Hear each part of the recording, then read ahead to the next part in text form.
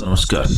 मेरा नाम पीएस शेखावत है और मैं धार्मिक नगरी अजमेर से बोल रहा हूँ। दोस्तों, रोज की तरह आज भी मैं टाइम्स ऑफ इंडिया अखबार का एक आर्टिकल आपके सामने लेके आया हूँ।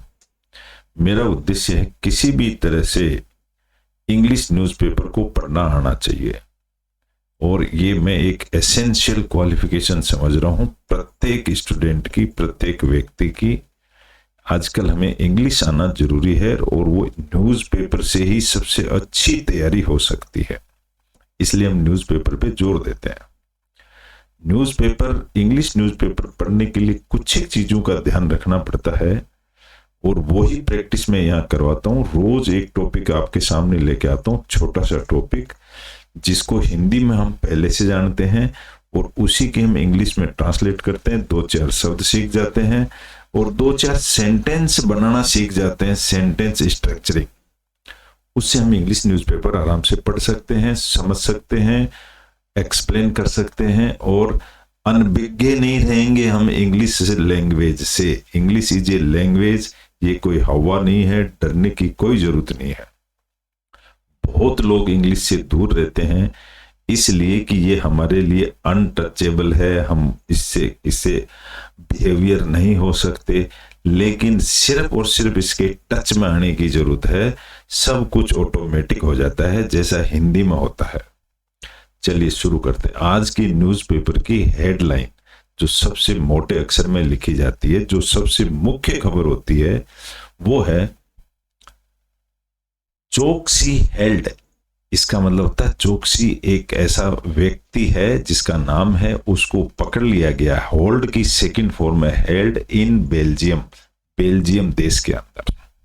यहां कोमा लगा दी, बट रिटर्न ए चैलेंज, लेकिन उसका इंडिया लौटना एक तरह का चैलेंज है। तो ये इस तरह का सिर्फ हेडलाइन मैंने पढ़ के बताया है, ऐसे हेडलाइन का मीनिंग निकाला जाता है। लेकिन आज अब में हम चलेंगे आज के टॉपिक पर जो हम रेगुलर प्रैक्टिस करते हैं और एक छोटा सा टॉपिक है। हिंदी भाषा का लड़का इसकी सारी हिंदी अच्छी तरह जानता है पहले से ही, अब सिर्फ जरूरत है ट्रांसलेट करने की और सेंटेंस स्ट्रक्चर को समझने की। जैसे मैं सेंटेंस स्ट्रक्चर को तोड़ करके छोटे छोटे टुकड़ों में पढ़ता हूं, इस तरह से अगर आप पढ़ना शुरू कर दें तो इंग्लिश न्यूज़पेपर पढ़ना बहुत आसान हो जाता है। मैंने भी ऐसे ही सीखा है। तो आज का हमारा टॉपिक है be a non doer. Doer का मतलब होता है काम करने वाला, नॉन डूअर का मतलब होता है काम नहीं करने वाला, एंड नॉन एंजॉयर। एंजॉय का मतलब मजे लेने वाला, नॉन एंजॉयर मजे नहीं लेने वाला।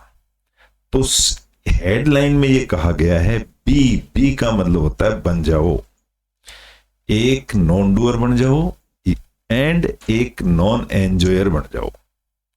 अब ऐसा क्यों बन जाए, लेखक ऐसा क्यों कह रहा है कि हम ऐसा इनएक्टिव क्यों हो जाएं, उसका एक प्रतिक्रिया है, वो इस लेख में लिखी हुई है। इसमें हम पढ़ेंगे तो समझ में आ जाएगा। इस लेख को लिखा है किसी प्रतिष्ठित व्यक्ति ने जो बहुत ज्यादा अनुभवी है और एपेक्स यानी चोटी पर पहुंचा हुआ आदमी है। उसकी भाषा, उसके वक्तव्य हैं ये, उसके व्यूज हैं, उनको हम पढ़ेंगे। तो वो कौन है? स्वामी भूमानंदा तीर्थ। ये है मिस्टर स्वामी भूमानंदा तीर्थ, इनका नाम है। इनकी खासियत ये है कि ये एक स्पिरिचुअल परसूट है। सॉरी, यूं कह सकते हो कि स्वामी विवेकानंद, स्वामी भूमानंद, स्वामी भूमानंद की खासियत है इज एन इंडियन सन्यासी। ये एक इंडियन सन्यासी है एंड सोशल रिफॉर्मर। रिफॉर्मर किसको कहते हैं? जो सोशल सुधारते हैं उसको कहते हैं। He is known for his talk and discourse, यानी टॉक यानी बातचीत होता है, डिस्कोर्स यानी भी बातचीत ही होता है, ऑन वेदांता, भागवत गीता, उपनिषद एंड श्रीमद् भागवतम। इनके ऊपर ये बोलते रहते हैं, इनका भाषण है, इनके सन्यासी हैं ये। तो इनका आज हम टॉपिक पढ़ेंगे। टॉपिक को मैंने कॉपी पेस्ट कर दिया है समझने और समझाने के लिए।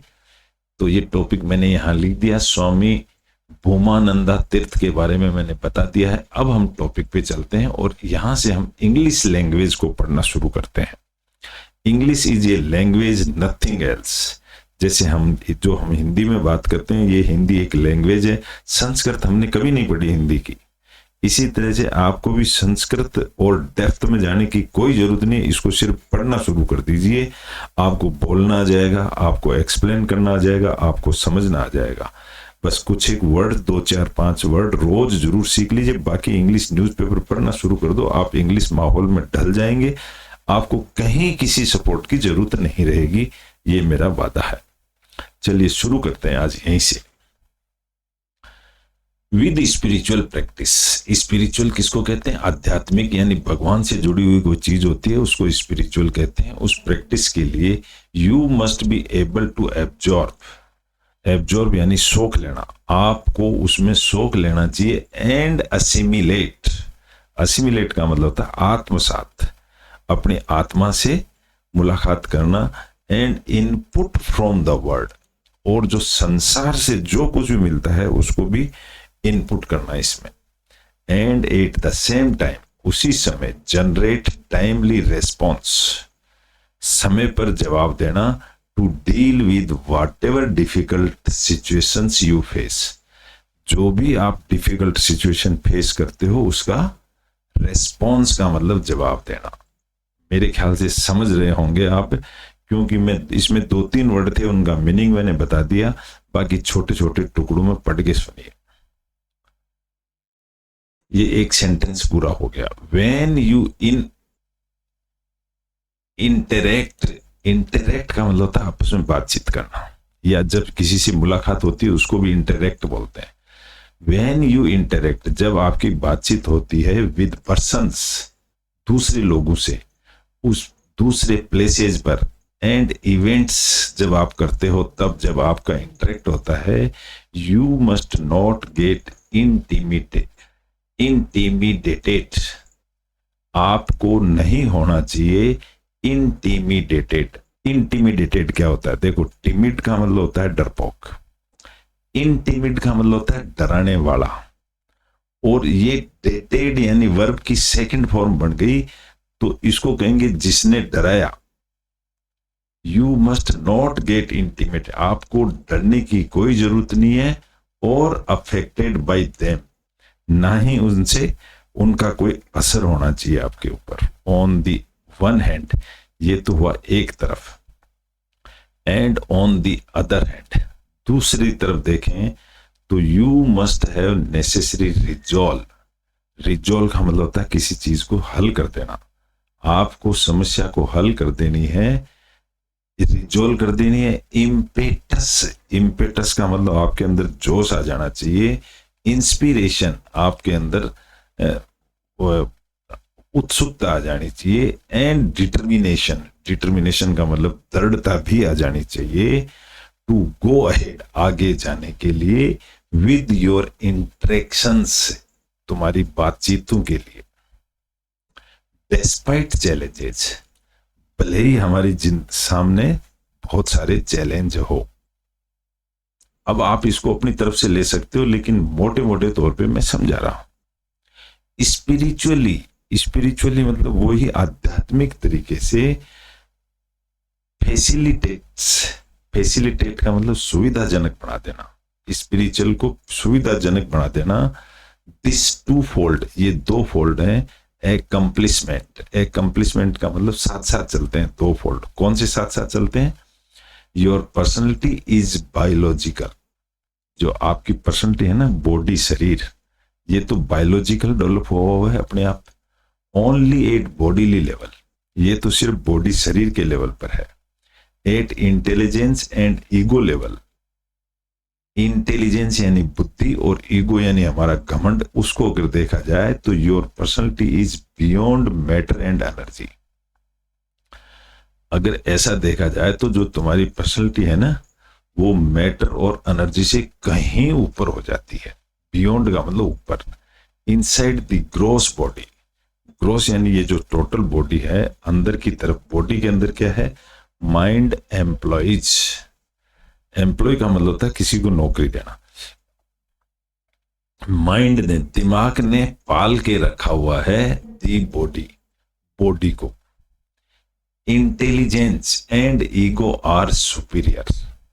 अब जो इंटेलिजेंस यानी हमारी जो बुद्धि है, एंड जो हमारा ईगो यानी घमंड है, आर सुपीरियर, ये इससे भी ऊपर हो जाते हैं, ये ज्यादा बढ़ जाते हैं। हाउएवर, फिर भी we must go beyond the ego, हमको जाना चाहिए या हमको करना चाहिए beyond the ego and reach the soul.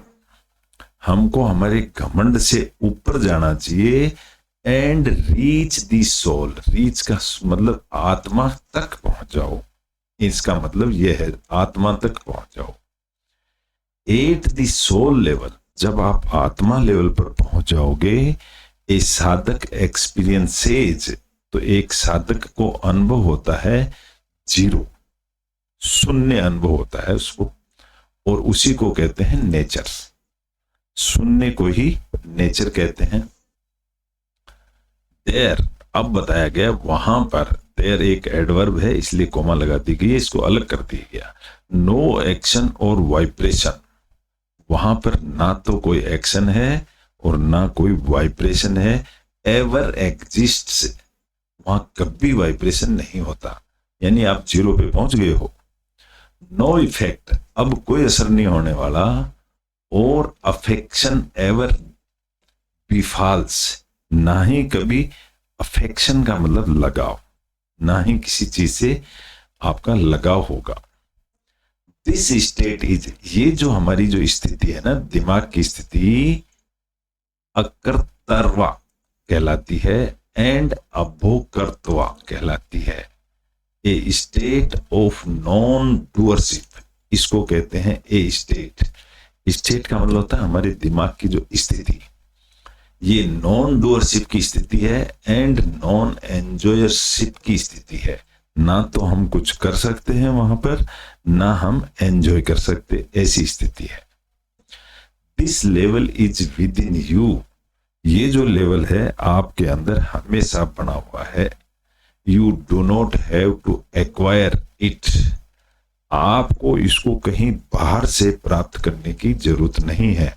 This is why, इसीलिए, डेस्पाइट द ग्रेवेस्ट मिसफॉर्चून्स, देखो डेस्पाइट का मतलब होता है के होते हुए, ग्रेव का मतलब होता है गंभीर, ग्रेवेस्ट यानी ये सुपरलेटिव फॉर्म बन गई। ग्रेवेस्ट होते हुए भी मिसफॉर्चून्स, ये हमारा दुर्भाग्य है। एंड द ग्रेटेस्ट कालामिटीज, और ये बहुत बड़ी, कालामिटी का मतलब नुकसान होता है, चोट है, एंड इम्पैक्ट है ये। Victims can go to sleep, तो जो विक्टिम होता है वो जाके सो सकता है। व्हेन यू रिकवर, जब आप जागते हो, रिकवर का मतलब वो हुआ जागते हो, फ्रॉम ऑल ट्रबल्स, सारी समस्याओं से, एंड एंजाइटी से, एंजाइटी मतलब ही उत्सुकता ही होता है। इट इज योर माइंड, ये जो तुम्हारा माइंड ही है, दैट रिकवर्स, जो वापिस जागृति लाता है। एंड इट डज सो, और वो ऐसा करता है only because of the soul, आत्मा के लिए की वजह से ऐसा होता है। The soul is infinitely potent, potent का मतलब होता है ताकतवर। आपकी जो आत्मा है इतनी ताकतवर है, ऑल इगोइस्टिक, इतनी इगोइस्टिक है, इतनी इंटेलिजेंशियल है, मेंटल है, एंड फिजिकल एक्टिविटीज आपकी इतनी है सोल की, are possible only in its presence, ये सारी चीजें आत्मा के होते हुए ही होती हैं सिर्फ। दिस सोल, ये जो सोल है हमारी, हैज ए जीरो फैक्टर, इसका फैक्टर बिल्कुल जीरो है। And at the same time, उसी समय, इट इज इन्फिनाइट टू, ये जो आत्मा है कभी जीरो हो जाती है और कभी ये अनंत हो जाती है। इन्फिनाइट का मतलब होता है अनंत हो जाती है। वॉट एवर यू वॉन्ट, आप जो कुछ भी चाहते हो, you must be able to resort, आप जो कुछ भी चाहते हो you must be able to resort, आपको अपने पास रखना चाहिए। रिजॉर्ट का मतलब होता है आराम से। टू इट्स जीरो एस्पेक्ट, इसको जीरो एस्पेक्ट में रखना चाहिए। और टैप इट्स इन्फिनिट, और टैप का मतलब होता है इसको उतार लो इट्स इन्फिनिट डायमेंशंस, और जब चाहो इसको इन्फिनिट अनंत तक भी पहुंचा सकते हो। तो इसका मतलब ये हो गया कि जो तुम्हारी इच्छा है जीरो से लेके अनंत तक होनी चाहिए। अनदर फेज, दूसरा फेज यानी पहलू है, दूसरा पहलू है of your Sadhana is about your Reliance. Reliance का मतलब होता है विश्वास। दूसरा तुम्हारा विश्वास है ऑन द सुप्रीम, सुप्रीम भगवान को ही कहते हैं। रिलीजियन एडवोकेट्स, एडवोकेट का मतलब यहां पर सपोर्ट करना है। रिलीजियन हमको सपोर्ट करता है that God is always supreme, भगवान ही सबसे सुप्रीम है। And you should rely upon him, आपको उसी पर विश्वास करना चाहिए। But the reliance belongs to you, reliance का मतलब विश्वास जो है वो आपसे बिलोंग करता है, टू योर माइंड, आपके माइंड से बिलोंग करता है। Once you have that reliance, अगर वो रिलायंस तुम्हारे पास अगर है, you can look to your own mind, तो आप अपने खुद के माइंड को देख सकते हो। And make it's Reliance stronger, और इसके विश्वास को और मजबूत कर सकते हो। लेट एवरी ऑब्जेक्ट, प्रत्येक ऑब्जेक्ट, इंसिडेंट यानी उदाहरण, डेवलपमेंट यानी प्रोग्रेस, एंड एक्सीडेंट कोई भी दुर्घटना, बिकम गॉडली, भगवान की वजह से ही होती है। योर साधना, जो तुम्हारी साधना, तपस्या भी कह सकते हो इसको, नाउ बिकम्स थ्री फोल्ड, अब इसके 3 फोल्ड बन गए हैं। सीइंग गॉड इन एवरीथिंग, प्रत्येक चीज के अंदर भगवान को देखो। रिलाइंग अपॉन हिम, उस पर विश्वास करो for everything. And recognising existence of the soul, और आत्मा को रिकॉग्नाइज करो कि ये हमारी बॉडी में है।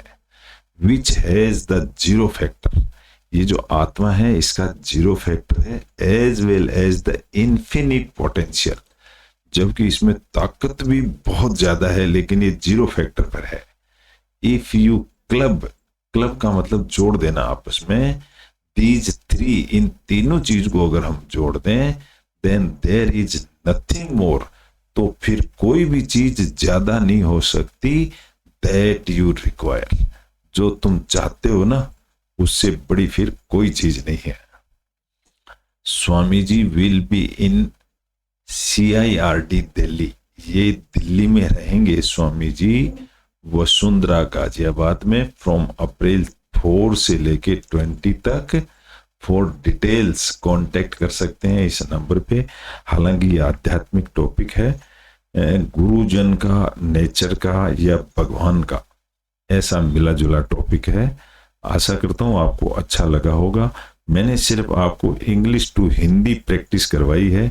किसी भी सेंटेंस स्ट्रक्चर को छोटे छोटे टुकड़ों में तोड़ के पढ़ना, बड़ा सावधानी से उसका ट्रांसलेशन समझना, एक्सप्लेनेशन देना। हम इसलिए समझ पाते हैं इस टॉपिक को क्योंकि ये आध्यात्मिक कहानी है। आध्यात्मिक कहानी प्रत्येक बॉडी जानती है। अब वो इम्प्लीमेंटेशन अपनी लाइफ में लाते हैं कि नहीं लाते हैं वो बात अलग है, लेकिन सच्चाई को या अध्यात्म को, गुरु की बातों को, भगवान की याददाश्त को सब लोग जानते हैं। और यहाँ हम ट्रांसलेट करते हैं तो हम 2 भाषा सीख जाते हैं। हिंदी हम पहले से जानते हैं और अंग्रेजी और सीख जाते हैं। जो आदमी 2 चीज का जानकार हो जाता है उसको तुलना करना बहुत अच्छी तरह आ जाता है, और वो फिर कोई भी अच्छा डिसीजन ले सकता है जिंदगी में। आशा करता हूं आपको अच्छा लगा होगा। अच्छा लगा तो इसको लाइक करें, शेयर करें, सब्सक्राइब करें। आप अपनी इच्छा की जो भी हैं कमेंट्स भी दें। Thank you very much, goodbye. कल फिर मिलेंगे एक नए टॉपिक के साथ में। ओके।